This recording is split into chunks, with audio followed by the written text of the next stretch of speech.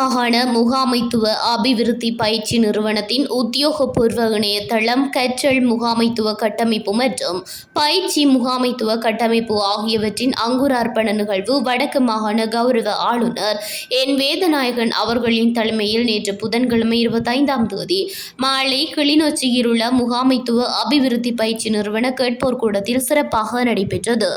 இந்நிகழ்வில் பிரதம அதிதியாக கலந்து கொண்டு இப்புதிய கட்டமைப்புகளை உத்தியோகபூர்வமாக ஆரம்பித்து வைத்து உரையாற்றிய ஆளுநர், இது வெறுமனே ஒரு இணையதளத்தையோ அல்லது மென்பொருளையோ ஆரம்பித்து வைக்கும் நிகழ்வல்ல எனவும், வடக்கு மாகாண நிர்வாகத்தின் எண்ணிய ஆளுகையின் புதிய யுகத்தின் ஆரம்பம் எனவும் தெரிவித்தார். பாரம்பரிய நிர்வாக முறைமைக்கும் எண்ணியமயப்படுத்தப்பட்ட உலகத்தின் எல்லையற்ற சாத்தியக்கூறுகளுக்கும் இடையிலான இடைவெளியை இணைக்கும் ஒரு பாலமாக இத்திட்டம் அமைந்துள்ளமையை அவர் சுட்டிக்காட்டினார்.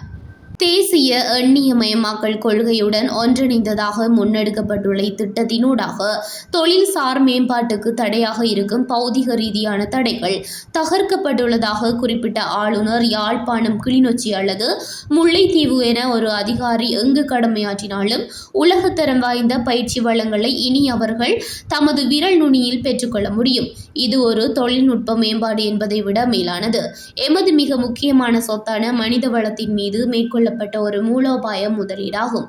தொழில்நுட்ப அறிவுள்ள, சுறுசுறுப்பான மற்றும் 21ஆம் நூற்றாண்டின் சவால்களை எதிர்கொள்ள தயாராக உள்ள ஒரு அரச உழைப்பாளர் படையை நாம் இதன் மூலம் உருவாக்கி வருகின்றோம் என தெரிவித்தார். மேலும் தொடர்ந்த ஆளுநர், கால ஓட்டத்திற்கு ஏற்ப அரச நிர்வாகத்தில் தேவையான மாற்றங்களை புகுத்துவதில் பிரதம செயலாளர் எஸ். பிரணவநாதன் அவர்கள் முன்னிலையில் இருக்கின்றார். அவரது இந்த சிறப்பான செயற்பாட்டை நான் மனதார பாராட்டுகின்றேன். அதேபோன்று முகாமைத்துவ அபிவிருத்தி பயிற்சி நிறுவனம் கிளிநொச்சியில் அமைந்திருப்பது மிகவும் பொருத்தமானதாகும்.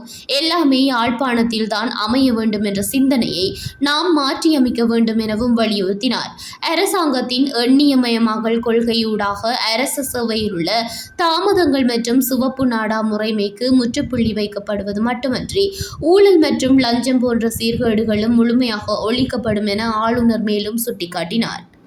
இப்புதிய கட்டமைப்புகளை வெறும் கருவிகளாக அல்லது கடமைகளாக மட்டும் பார்க்காது நிர்வாக மாற்றத்திற்கான வினையூக்கிகளாக கருதி செயற்படுமாறு அரச அதிகாரிகளை கேட்டுக்கொண்ட ஆளுநர், தொழில்நுட்பத்தை பயன்படுத்துபவர்களின் திறனை பொறுத்தே அத்தொழில்நுட்பத்தின் வெற்றியும் அமையும் என வலியுறுத்தினார்.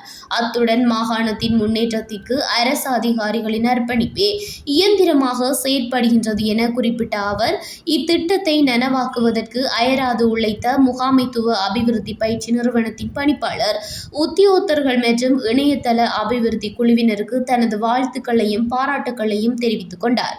நிகழ்வுக்கு தலைமை தாங்கிய பிரதம செயலாளர் எஸ். பிரணவநாதன், இந்த இணைய கட்டமைப்புகளின் உருவாக்கம் மற்றும் அதனூடாக எதிர்பார்க்கப்படும் நோக்கங்கள் தொடர்பாக தெளிவுபடுத்தினார்.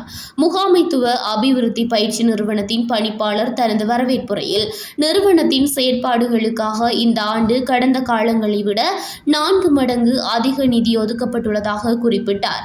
இந்த அங்குரார்ப்பண நிகழ்வில் வடக்கு மாகாண பிரதம செயலாளர் திருமதி தனுஜா முருகேசன், பிரதம செயலாளர்கள், முகாமைத்துவ அபிவிருத்தி பயிற்சி நிறுவனத்தின் பணிப்பாளர், வலய கல்வி பணிப்பாளர், உத்தியோகத்தர்கள் மற்றும் அரச உத்தியோகத்தர்கள் என பலரும் கலந்து கொண்டனர்.